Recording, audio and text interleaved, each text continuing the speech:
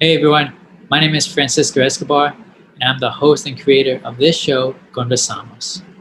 As we continue our It All Starts at Home edition, this episode is going to be on growing up and raising Afro-Latinidad.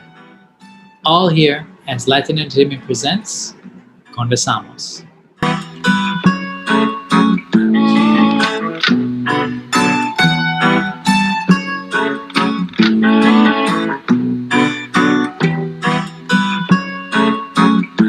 Yo, is it that wrong? I'm making a song, I'm taking it back for the platform that I formed. You should help it to transform. I run the reservoir, the predator, like a hungry carnivore. When I'm breaking through these heavy doors, this is Desert Storm. A metaphor to show I'm equipped and informed. I'm striking with the mega force. We have an expert panel ready to discuss their experiences growing up and raising as an Afro-Latina.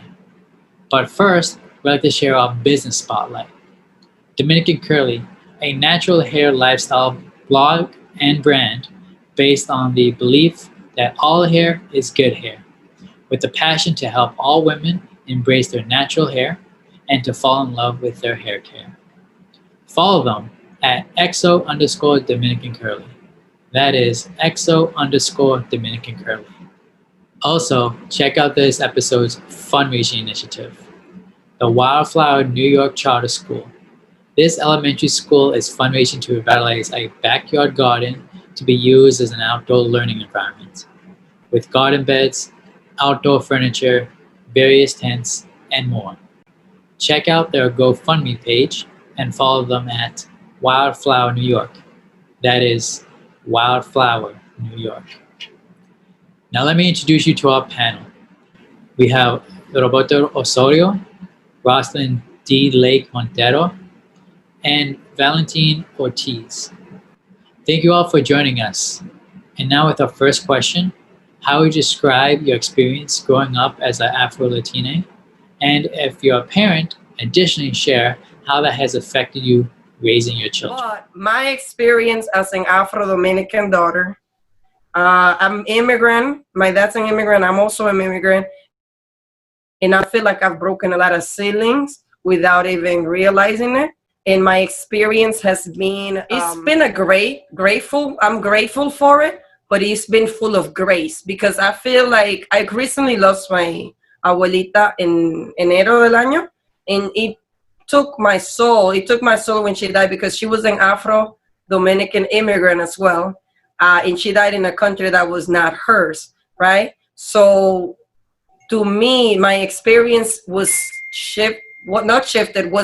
my vision was realigned as an Afro-Latina woman because I feel like I don't want to die in this country.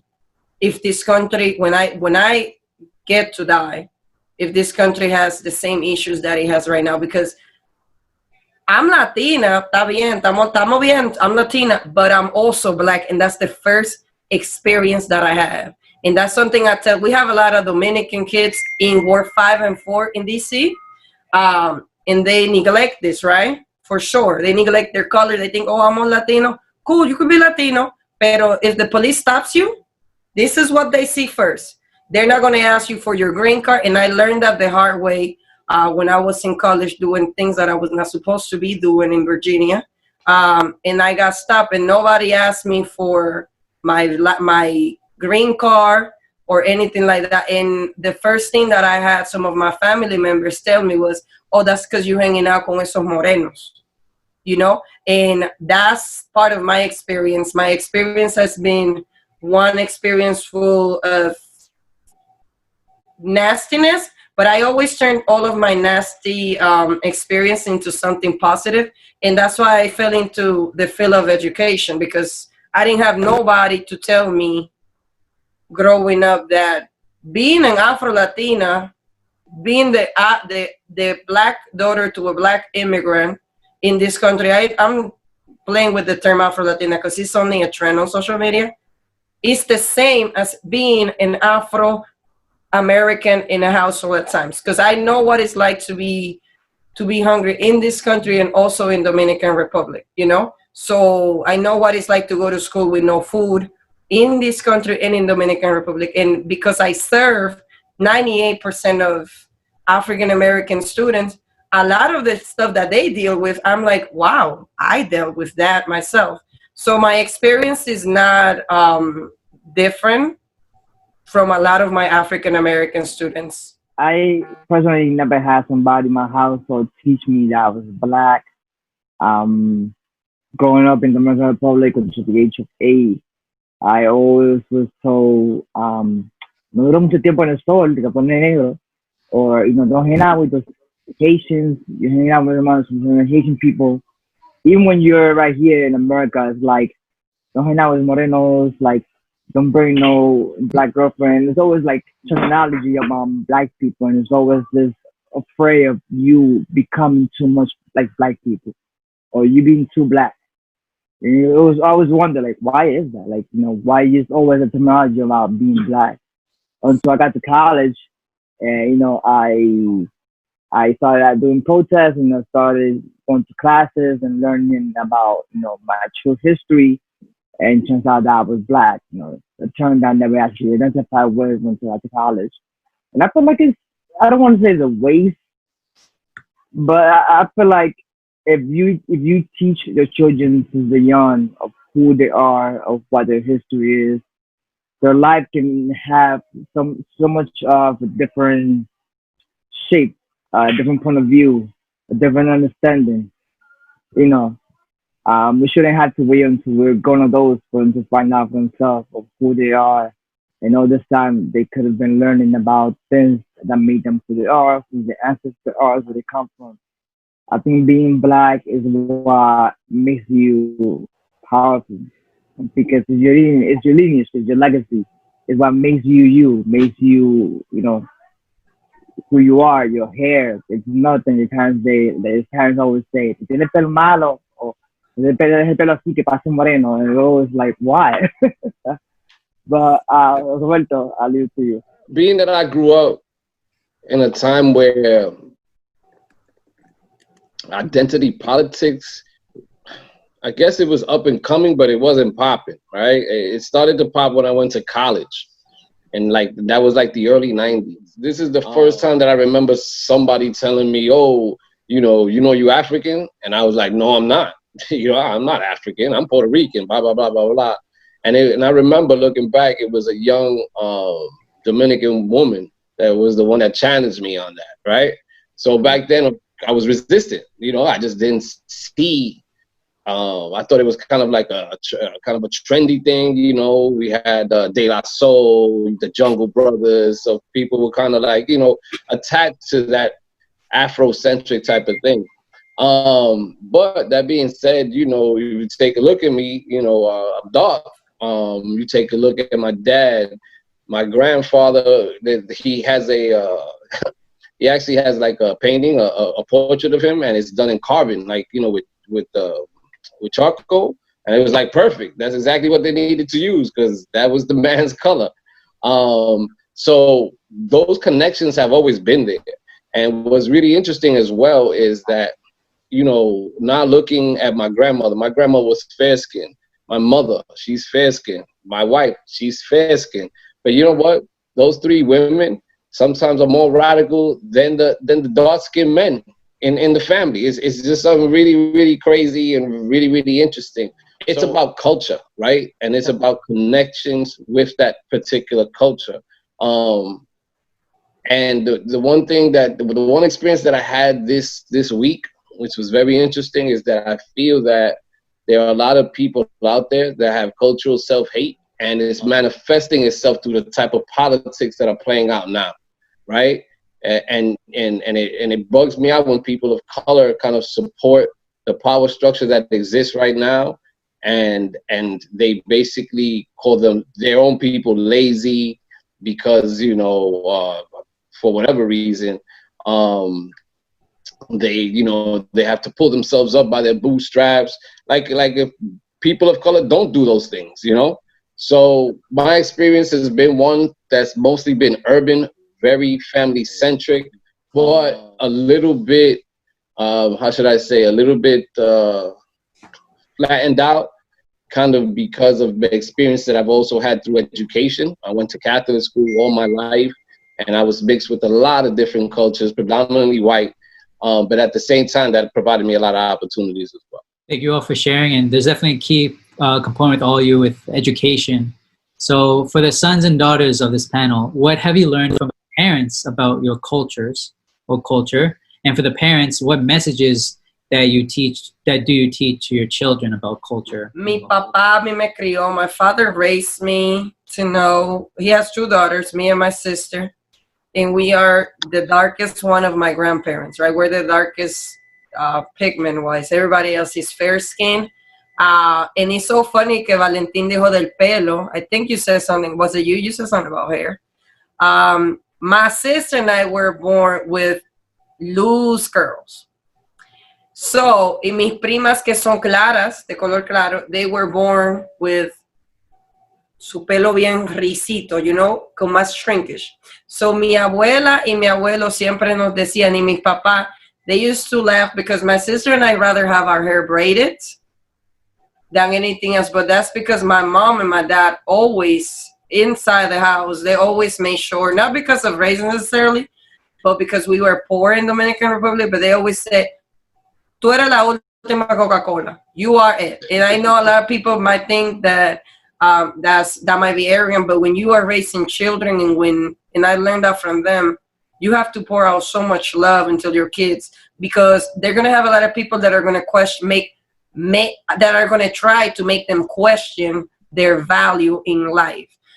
So what I learned from my father in this country and from my grandma, I learned to live like I don't care, like live out loud. No, I don't need a hashtag to know my favorite characteristic of myself and my people. That's why I play around with the Afro-Latina term because I'm not like Amara La Negra. She's not like me. We're different people. My dad taught me that I could do anything that I can set my mind to. And as an educator, it breaks my heart. I teach at my school, I teach taekwondo track. I don't know how to swim, but I'm going to learn how to swim so I can teach them how to swim. Because my dad exposed me to everything. I got kicked out of ballet, piano lessons, but I was exposed and I knew that the world was my oyster. So even when I had my own children, right, after I opened my first school, a few of them, while teaching inside the classroom, I want my kids to know, and I do this with my students, tú eres todo, all you need.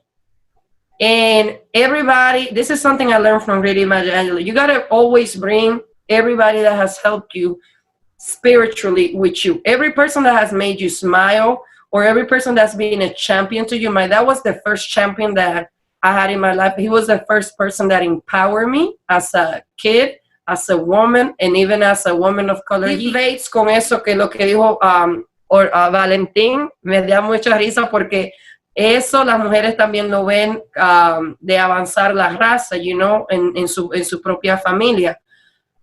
And we've never touched that in my family, but it's so empowering to me to know that my dad did everything that he could, you know, and sometimes that's all you gotta do. And the exposure piece is really what helped me. Yo vine de Santo Domingo para acá, barely making enough money to pay for the airplane ticket, but my ass needed to be back in the United States so I can start my school year. La educación has always been the most important thing. The last time I saw my mom before staying here for high school was me walking into a bus on my way to the airport. Couldn't even say bye to my mom.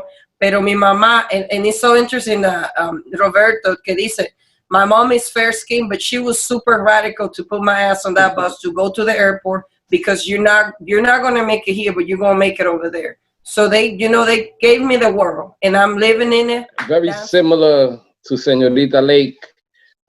Education was the foundation in my household. I think last time I was on, I shared a story where I had a pretty good job as an adolescent. I used to work for the Board of Education. I think it was like in the mid 80s, making $9 an hour, killing it. But I would have to give my check to my mother, and you know she would give me money from that check or whatever. But it was like just recently that she told me why she did that. I'm thinking that she did that to instill like responsibility and things like that in me. And then I found out that the reason she did that was because she didn't want me to fall in love with money. She thought that, you know, by me having that money, I would move away from education. But yet they had instilled it in me so hard that in my opinion, I don't think that would have been the case. But she had that doubt and she did what she had to do. In addition to education, it was a constant barrage of pride, a sense of pride, right? Of being Puerto Rican and of being an Osorio. Like it was endless. You know, you're an Osorio, like things go down like this. People don't do this to you because you're that. And it's funny, looking back, it might have come from a place of insecurity, right? But when it's being instilled in a young person, it turns into something else. And so I say that I've never felt like I experienced racism till I was in college. But I think that a lot of that had to do with kind of the confidence and the self-esteem that was put into me, regardless of, you know, you were going to respect me whether I was dark, light, Puerto Rican, Dominican, you were going to respect me because that was something that was instilled in me as a young person. And I don't mean that in a belligerent way or a violent way. No, it's just a sense of respect, right? And the golden rule, right? Treat one as you would treat another. So those were the two big things that were instilled in us coming up. And I think that, again, the most important thing was the education and the sense of confidence. Well, in my case, unfortunately, my parents were not that thorough in me. Coming from the yard, they always had this bubble mentality where everything they're learning in the yard was everything that they taught me. So coming from the yard, you know, the conversation was always different than what I hoped for. So nothing I could really say that I learned from our culture that was passed down. A lot of anti-Etanismo, a lot of like prejudice towards black people, unfortunately. Not that I blame them. I understand that was the bubble mentality from back home. But I've been exposed to a lot of people from different cultures. One of my closest friends, one of my brothers, is actually Haitian, and you know, we always talk about this topic. And one of the main things that got to me was the fact we were both in college, and he became president of the Haitian American Students Association. And he was like, "Yo, I need you there. I need you to be there for me." And like, I was so proud of him. Like, that's my brother. And every event he had, I was there with a Haitian flag in my hand. But to me, Haiti is like my home too. But I would say something I would pass down to my children, who I've never been exposed to, from doing activist work to my friends and everything, would be your history. Know who you really are. Know that you're black. Know that you're Taino, even though in the conversation we don't talk about it. You know, the lake said, people would try to tear you down. It's a difficult world out there. People would try to judge you for how your hair looks, for how your pigment your skin looks.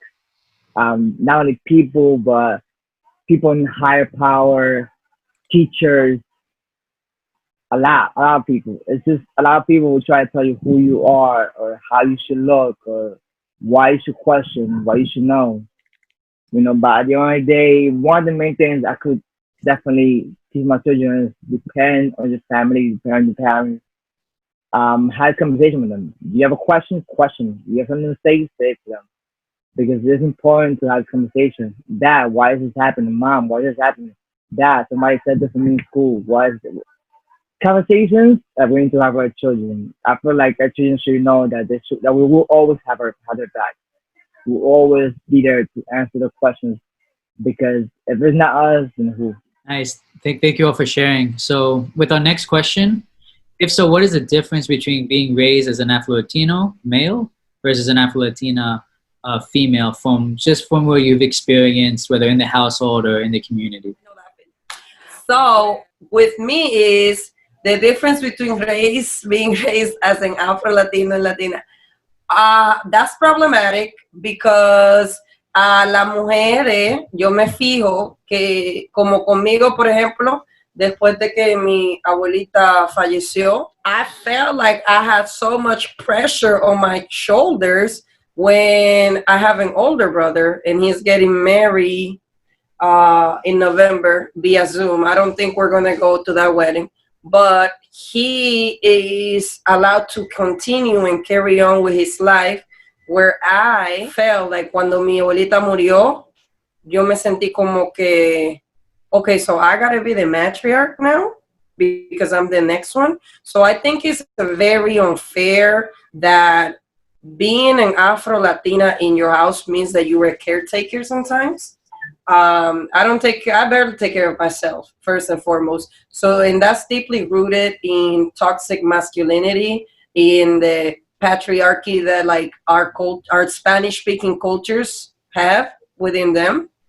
But I just don't think, es la misma vaina, you know, if you're raised Latino or Latina, women have always been, Malcolm X says that, you know, Black women specifically are the most unprotected in the world. Because like even with Black Lives Matter, you see that, I know George Floyd passed, I got sick physically, pero Breonna Taylor, explíqueme. So esa es la misma cosa. You see it in your house. You see that people don't prioritize protecting Black women. You see it in the school system. They don't prioritize protecting how people come at Black female students, Afro-Latina, because, or lo que sea. I used to have a teacher that he was from Colombia.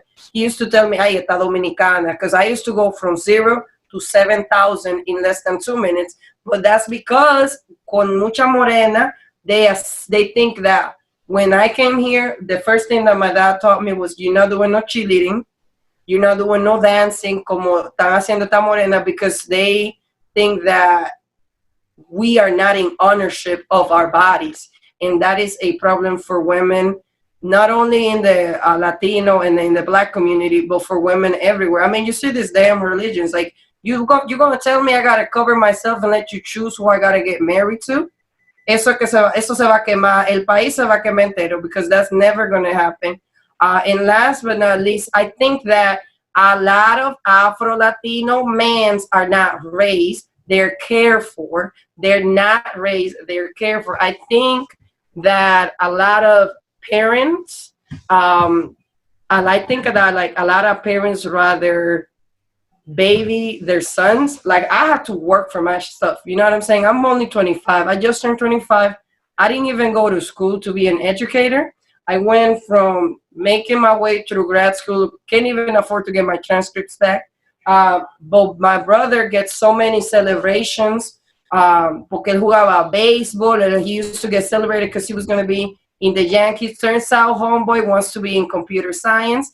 Pero yo, like, I have to make sure I excel. I spoke in my high school and in undergrad graduation, and my brother barely did the minimum, and that's cool. But the amount of celebration that Afro-Latino male get in comparison to Afro-Latinas is so sad.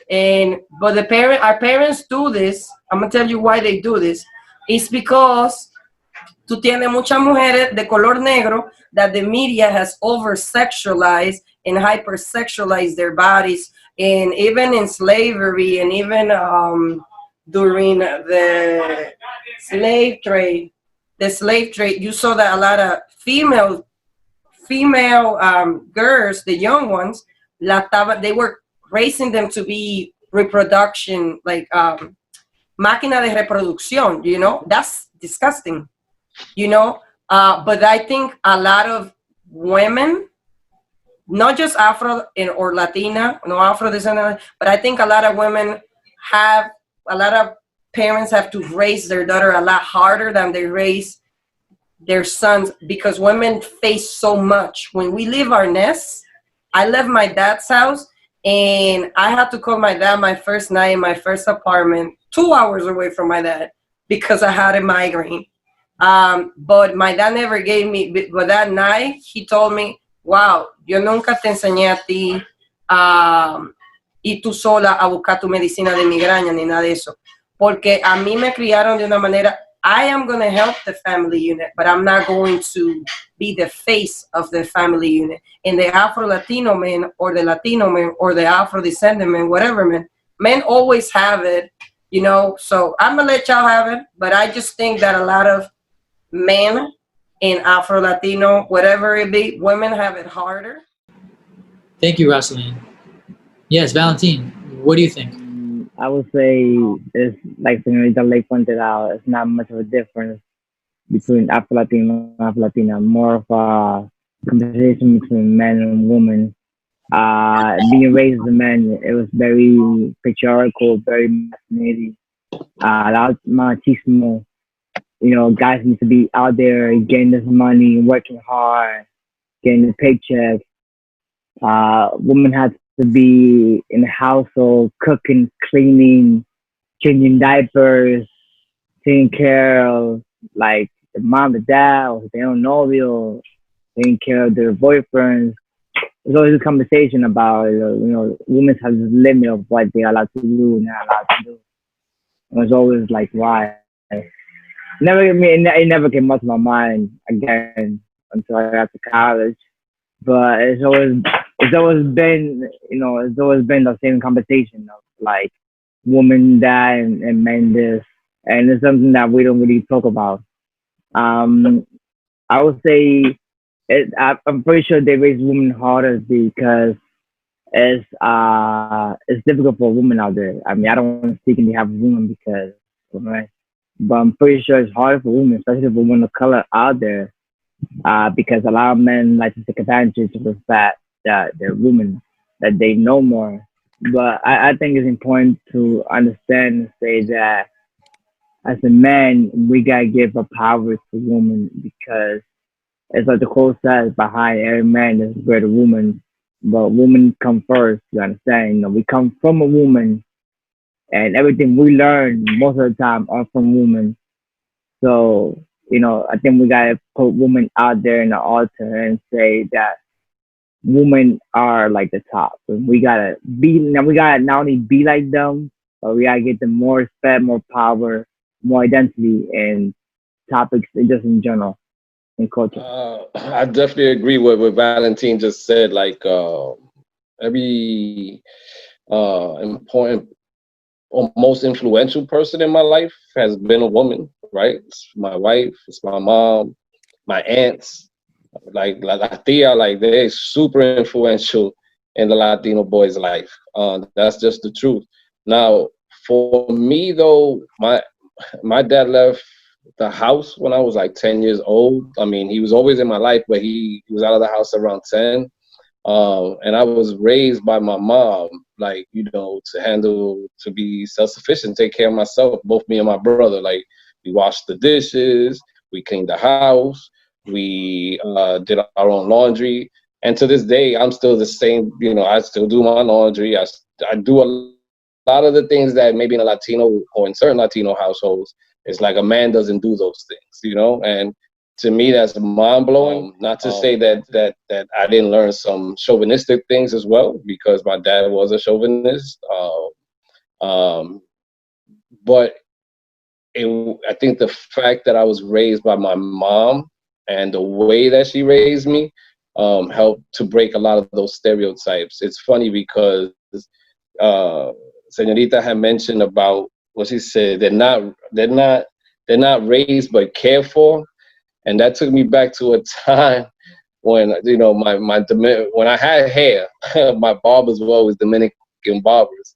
And, I remember one time being in one of the shops and watching a woman would walk in or women would walk in with their kids. And you right away saw the difference between how they treated their girls and how they treated their boys.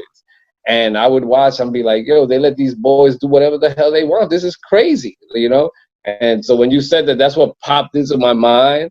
And then I wonder, how does this break down within Latino culture itself, right? Because I labeled it the Dominican thing, right? But I can't say that that's 100%. But yeah, so, a lot of it has to do, obviously, with our environment and our conditions growing up.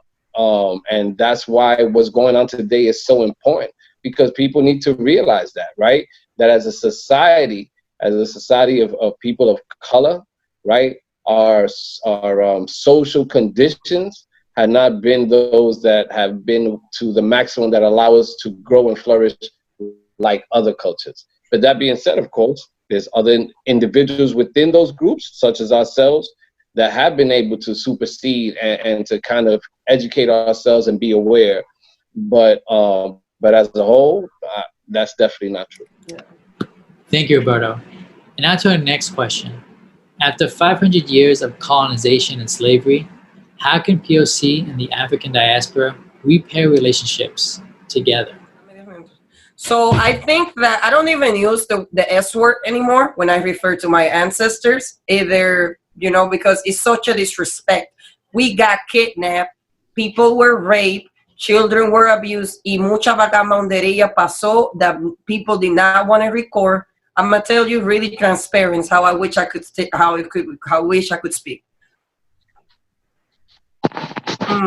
Okay. Okay. They were rapists. They were human traffickers. In DC, tú tienes muchas niñas. You have a lot of kids where I work that go missing all the time. And it's the same thing in a different capacity. I told one of my college professors that globalization was the new colonization, and I got kicked out of class because I said that. Globalization and colonization, if we don't take, us Afro and Aboriginal descendants, if we don't take this technology innovation thing in our own hands, if we don't become in charge of our narratives, the same thing that happened with a lot of our ancestors is going to happen to our narratives. They're going to get twisted up in history, and people are not going to really understand what happened. So I feel like we can repair it by sharing our narratives. I don't need, like, I was on Telemundo and on some other things, and I quickly lost the interest because I am so sick and tired of people trying to, it's like the news is waiting on the next dead person. It's waiting on the next person so they can give this Black Lives Matter moment. It's a movement, but to the media, it's a moment thing. So I feel like the way we repair it is we, in our own communities, teach our own kids and fix our own situation, because I don't need CNN, Telemundo, Univision, see whatever, anybody, any news media to tell me as a 13-year-old when I start watching the news, right? They, like, developmentally speaking, kids are done with cartoons at 13, I think. I don't need to get on Instagram or on the TV to have somebody that does not look like me tell a narrative that relates to my own narrative. I need people in my own community that are close to me and close to the experiences that I experience on a daily basis to share with me how it is that they're moving forward in life, what it is that they're doing. If we don't, like, we have a lot of people on LinkedIn, right? Like, a lot of, I've seen a lot of Latinos and Black people, professionals on LinkedIn that are so hesitant to say Black Lives Matter out loud in a post or in something. And that's problematic to me, because I do not need a college degree or a title or a position is not going to repair what people did to my ancestor, how they got raped, kidnapped, and till this day, how people want to negate their Blackness or their identity. That's how deeply rooted they repair. And, like, you gotta be loud about it. You gotta, like, I teach my kids Spanish, and I got very upset with myself last year because I was like, conchole, pero none of my kids speak Spanish at the end of the school year. I was the longest Spanish teacher for 1 year, for the first year. I'm on my second year now. I was the longest Spanish teacher at the school, but the thing is, a lot of Latino teachers were having issues with my African-American students, 98% African-American, because the kids were not getting, they had classroom management. No, y'all are not connecting with the kids. If you don't connect your experience to your students' experience, like right now I'm working on a curriculum, the global citizen. Our Black and brown youth are going to be global citizens because that's what they already are. They got Instagram at their hand. They got their world at their hand right now. You know what I'm saying? So with me, it's like, we got to teach our kids. Like I say, fuck Telemundo, fuck all the media that does not want to display us. That's okay, because I'm not in this business for them. I'm in this business to repair the next generation. I think Senator Lane brought up some really good points. I think it starts with, like Senator Lake said, it starts with education, not just at home, but also in our schools. We teach children in schools. I don't know why the hell we still do this, but we still teach that Christopher Columbus was this great guy, and we still teach them about white people that don't really care, that don't look like us, that have nothing to do with us, that have nothing to do with our history. But we still teach this in our schools, and it's like, why? You know, I was given an opportunity to be an educator in the school, and I didn't take it because I questioned the curriculum, and I was like, I'm not teaching children about Christopher Columbus, about him being this great guy when he was a rapist, he was a murderer, and I'm not teaching that. And they're like, you know, you got all this curriculum, and I was like, I'm sorry, I thank you for the opportunity, but I'll pass. Like, I'm not interested in being another kind of professor where you teach lies to children. Not me, definitely not me, because I personally don't have children myself, but I always known that when I do have children, I wanted to know the truth about what really happened. So I don't want to persuade somebody else's children to learn something that's not real. So I think education is the most important factor to first this connection, first repair this. In our home, also our parents have to teach us this, because this like I said, they have technology in their hands. You know, they can easily go on Instagram, go on Facebook, on any social media, and learn what somebody else is teaching. And it's one of the main reasons why I use my art, why I use my photography as a tool to get a story out there, because I know Telemundo's not going to share it. I know New Zealand definitely not going to share it. All this whitewash media is just going to tell you what they want you to know, not what actually is happening. They start covering Black Lives Matter right now with everything happening now because of the big movement, because thousands of people are showing up. Okay, I've been covering Black Lives Matter way before that, when it first started, because I've been out there with my camera, taking pictures, sharing these pictures, not even charging them. It's not even a amount of money. It's just the fact that I'm out there covering the stories, because the media's not going to do it, I will. It's the reason why I have a camera. I want to get a media, I want to get a story out there. I want people to know what's really going on. And it's the same thing. It's like I tell people in my community of photography, okay, I'm glad you're taking pictures and I'm glad you're posting this on your page, but you're a portrait photographer. You always done models, you always done, all these great people. Now you're posting pictures of Black Lives Matter because it's trending. But I've been doing this work from the very beginning. It's not about trending or not trending. It's about getting the story out there. And you're getting the story out there, or you're going right along with the media. You're doing the same thing they're doing. And I think it's important to just teach your children and get a story out there. I think one of the most important things to repair this is to change the narrative. Change the narrative, the culture of who we are, what we know, what children have to know. Because if we don't change the narrative, if we don't take control of it, if we're not in spaces where women of color are the first ones to speak, and people of color are the second to speak, and women and men of color are the first and second online leading movements, then we're not getting anywhere. Because if you're a white person leading the movement, why is this white person up there? I remember I attended a protest in Times Square. It was done by random people. It wasn't even an organization. It was done by random people. And you had this white girl up there talking about, they're killing our people. You're white. And second of all, her name was Dakota. So I was really more like, wait, why is she up there talking? I'm Miss Dakota. And she's like crying and everything. And the media's like, all the cameras on her. And I'm like, wait. I'm looking around, and I'm looking at the Black people around, and I'm like, anybody else seeing this? Like, white tears in the front. Why is this white girl talking? No offense. I'm glad you're an ally. I'm glad you're helping out. I'm glad you're supporting. But why are you in the front? Where's the person of color in the front? There should always be a person of color in this spaces talking about this conversation, changing narrative, controlling narrative. It should always be a person of color in the front of everything. Because at the end of the day, enough of white history, enough of European history. The most important history is our own and our narrative, and that's retold by only a person of color. Valentine nailed it on the head when he used the term narrative, right? Think about narratives. Narratives has been what human beings have used since the beginning of time, right? To basically tell stories. Some of these stories try to explain things that weren't understood, natural phenomena, and or some of these stories were traditional stories where you pass down history, right? Where you pass down traditions, etc. And then when you think about the fact that that's what has controlled this reality for so long, a false narrative, right? Things that are not true.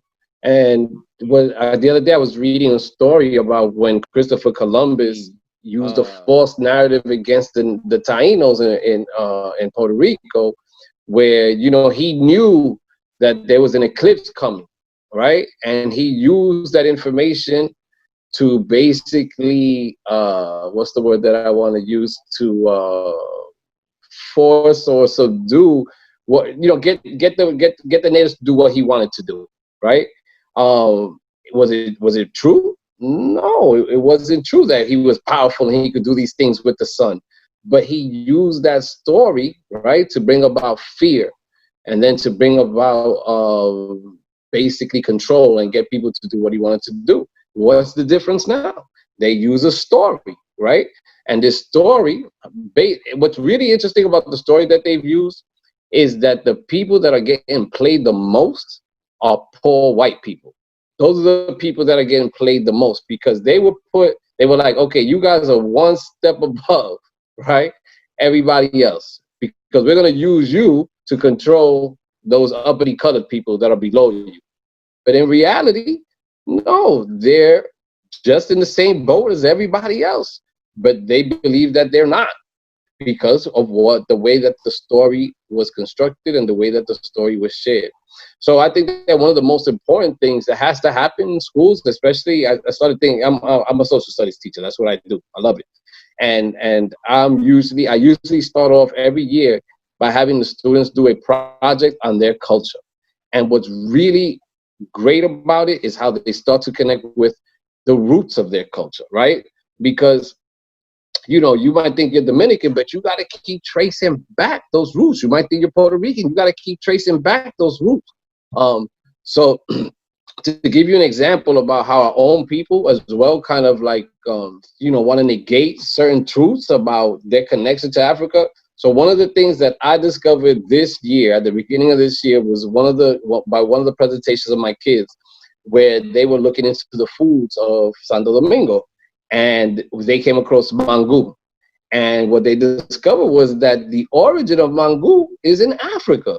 And then, like, in my little head, I was like, wow, okay, that kind of makes sense, right? It's a mashed plantain that you boil, right? And so one day I posted that on Instagram. Oh my God, people went bonkers. It was attack after attack after attack after attack. And then I said, all right, so what's the origin? And the story that they wanted to use for the origin was a story that's connected to Anglo-Saxons. And it has to do when the Americans came to Santo Domingo, that these Dominicans came out of the mountains and brought them mango. And supposedly this is the origin story that a lot of these people that were upset with me were going with. So I researched it. And yes, it's a true story, right? But it's not the origin of mango. But they rather go with that one than to say that it originated in Africa. So, again, going back to the power of the narrative, right? We have to get to the truth. When I was in one of my prior schools, one of the ways of instruction that I wanted to do was called experiential learning. And it was a time when Haiti had when Haiti had the earthquake. And I said, well, how can we get kids to understand what people are going through, right? And basically what I wanted to do was to camp out on the roof of the building to raise money, right? But it was going to be, you're out in the open, you're there for a day, you got no technology, you got no power, no light. I wanted to push it even to use a bucket for the bathroom. So just so that kids could feel, right? You want people to feel the truth. And so then I pushed that same idea to teaching about the Middle Passage, where I would have kids line up just like that picture. I would lay them on the floor, on the ground, And this is how your ancestors came here, right? You don't think about what it smelled like down there. You don't think about what women go through, right? Monthly, and that happening down there, right? Women that were pregnant, that were in the bowels of those boats. And so once you get people to start to feel as well history, you could get to the root of the truth and kind of hope to keep perpetuating that through those same students that now have been impacted personally because they felt it. So a second question, what messages would you like to send out to Afro-Latina children and the future? That they need to be going to experiential learning, because I love experiential learning. I have that. It's so important to teach our kids the sense of empathy and sympathy, because a lot of people in today's society don't have empathy and sympathy for people that look or sound like us, for the difference. But it's also important to know that you are not a victim. This system is trying to make our kids think that they're victim. This line, these headlines, this is a trend for the media. There's a lot of Black youth that got into a lot of Ivy League schools this year through finishing via Zoom or whatever they did with their teachers. So there's a lot of positive representation for people that look like our children. So my message is for them to seek their own history, the history that makes sense to them. Because even I'm not doing no DNA tests. I'm looking at what I eat in my country, how I was raised, because that's how they keep your DNA. I don't need that. They kept my ancestors, for a while, and I feel them spiritually. So I want them to take ownership of that. Like I'm writing my own books based on my high school experience. I was not the best high school student. I'm writing my own Pensamientos Negros. This is my second book, and they called like Dark Thoughts. Pero it's really a play on word, because there's such an anti-Black sentiments. Even the color black, right? El color negro, la luz no existiría sin la oscuridad, right? There would not be light without darkness. So we are coexisting and interdepending on each other in this world. So we need to learn how to get along with each other, but also walk around with an attitude like, don't really fuck with me like that, because I know my history. I know who I am. I know where I come from, and I know where I'm going, because I don't want my students, I'm creating my syllabus as we speak. You see, I'm making my syllabus because I don't want my kids to get on media. I got on the media from March until June, and I got overwhelmed with all the negativity I was seeing in terms of Black and brown communities. I don't need to see that. I need to see positive. It's okay and important for us to recognize injustices that are occurring, but why do we have to only, like, I didn't have a Black teacher when I was in school in Virginia. I had a Black librarian. And when I used to skip class, I used to go to the library, and my African-American librarian would send my ass right back to class. But my Caucasian librarian wouldn't even look at me. She knew I was skipping. She would call a dean or a principal, but she wouldn't even look at me. And that's something that goes back with, I'm going to finish, with policing too, right? With the police. My mom is calling me, sorry. Our police officers, I think about this so much. In our school, the police was called, it gets called a lot. I'm in Southeast. But I saw something very interesting. My kids, when you call the cops on them, they will give you a show. They will give you the show that you thought. Like I've had the principal of the school. She's not gone. She called the police on our kids. Our kids are going to act out even more because our kids are not being restored. The order hasn't been restored. So there's so much that we have to do as educator, as head of households inside of our homes. So whatever we teach our kids or we communicate to our family can rub off on their classmates, or they could be like, because I used to tell my friends, my Dominican friends, yo soy morena dominicana, you know? Yo nunca le dije a mis amigos, la madre patria, España. I used to be motherless but I never looked like somebody from Spain. So why would I call Spain my motherland? You know. So with me and my kids is take ownership of your narrative, own your story, and fix your vision, because you got a great vision. It's blurry right now, but you got vision, you got power, and you have the best future, because we're not raising the next Donald Trump leaders. We're raising the best world leaders right now. And I'm gonna leave I think one of the main important messages that will get out there to children will be that there's power in their color, there's power in their melanin. Being black is, being black or being Diosito is one of the most beautiful things that is out there. And don't let anybody else tell you otherwise. There's so much culture, so much rich, enduring, powerful history in your melanin that you don't know about, that you need to go out there and learn, or, have your father or have schools teach you. There's so much that you need to experience in the world, good and bad.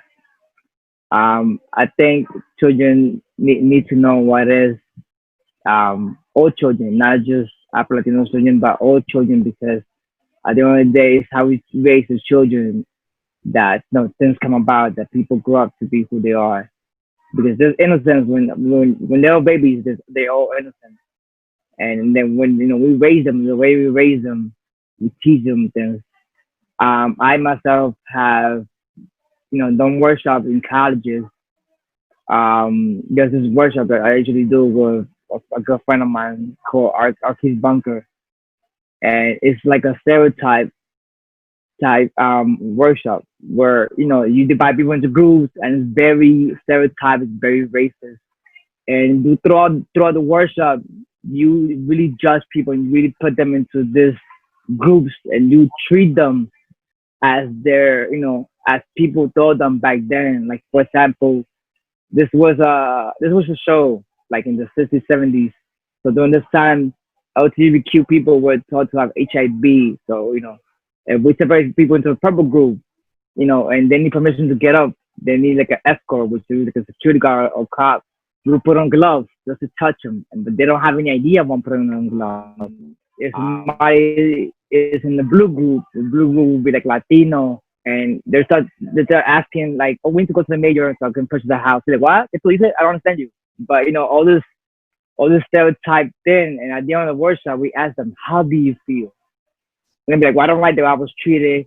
I was told like I didn't know English. I was letting somebody try, put on gloves just to touch me. Somebody kept asking me, what's my husband?" It's a yellow group, it's the women. But we usually put men in that group, and we usually tell them, "So where's your husband? Did your husband tell you can go outside? How's the children?" So it's experimental learning, but that's the whole point of you to be in somebody else's shoes, for you to learn what it is that people go through. I think it's important that every children of all colors learn what it is that somebody else goes through, so they can feel what it is. I guess just to wrap it up, I don't want to make a long story. I would say one of the most powerful messages that will get out there to children would be Afro-Latino children, specifically. I would say learn. As I said before, like a million times, education is everything. Even if you don't end up in school, even if you end up working in a retail store or whatever it is you do with your future, just the fact that you do your own research, you have technology at your hands, conduct your own research, learn. Don't let somebody else tell you what it is that you need to know. Don't let somebody else tell you your history. Don't let somebody else control your narrative. You just need to learn. Go out there, get it, learn it. Yeah, he's absolutely correct. I think that something that has been very powerful for me is the fact that a lot of my kids, my students, are also friends on my social media as well. So they get to see my regular life as well. They get to see my nice house, right? They get to see when I go on vacation. They get to see how I lead my daily life, and they get to see that I'm just a regular dude. But they also get to see what education got me, right? And I also explained to them that I've been doing this for a very long time. So I'm at a point in my life where, I'm a little bit comfortable now, right? And what I mean by that is I'm more financially secure. But that if they want those things, right, at least now they have a path that they could follow. right? I'm there for them. Like, you know, I'm on instant messaging with them. Oh, can you help me get a job? I got you. You know, let me see what I can do for you. So understanding that there are people already that have kind of walked the path for you. So all you got to do is kind of walk in those footsteps. And then at a certain point, we're going to get out your way, right? Because it's going to be your turn to just extend that path and then share it with the next generation. So I think that if there's a message that I want to get out to kids, is that, right? Like my own children, they had a different experience than I did. They had a different experience than maybe, you know, it wasn't they grew up in the city and they have to have their young life, and the other half they grew up in the burbs up here. But at the same time, what do I teach them? I teach them about independence. I teach about go and get it. Like, they're very business oriented. They're all about their money. And the way that my mom was concerned and scared, not that I'm concerned and scared, but at the same time, I also know that there is no big reward without big risk. And that's just a fact of life. So what I do now is give my own kids and my students as well that space to take that jump, right? To take that risk. Well, sometimes. With that said, that is all of the time we have. Thank you all for joining us. For everyone at home, make sure you like the video, subscribe to our YouTube channel, follow us on all our social media outlets at Latin Entertainment _presents. That is Latin Entertainment _presents. Also, you can listen to us on our various podcast platforms that vary from Spotify, Anchor, Apple Music, and Google Podcasts, just to name a few. Lastly, tune in next week as I discuss growing up and raising indigenous. See you next time as Latin Entertainment presents Conversamos. Yeah, yo, is it that wrong? I'm making a song, taking it back for the platform that I formed. You should help me transform. I run the reservoir, the predator, like a hungry carnivore. When I'm breaking through these heavy doors, this is Desert Storm. A metaphor to show I'm equipped and informed. I'm striking with the mega force, I'm lukewarm. Your crew swarms with the fear my lyrics do harm. If you ain't lending a hand, I'm breaking your two arms.